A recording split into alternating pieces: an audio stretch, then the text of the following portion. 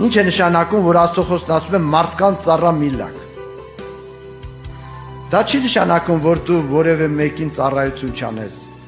չօգնես, չաշխատես, թե նյութական, թե հոգևոր։ Դա նշանակում է, որ դու որևէ մեկից կախում չունենաս։ Ումից որ դու կախում ունես, դու նրա ծառան ես։ Մի փոքր փառքի, մի փոքր շահի, որ այդ եղբայրը մի փոքր այդ փառքի եղջյուրներից է քեզ տալիս։ Իրանից մի քիչ հեռանաս, կկտրվի այդ շահը, փառքը, եղբայրներ, քույրեր։ Եթե մեկն էլ քեզ բարություն է անում, ընդունի Տիրոջ ձեռքերից։ Ամեն բարի բան վերից լուսողորմից է իջնում, Տերն է շարժել նրա սիրտը։ Փառավորվի Տիրոջ անունը։ Այդ մարդը գարաժարվի, Աստված ուրիշին կհանի, մի վախեցեք։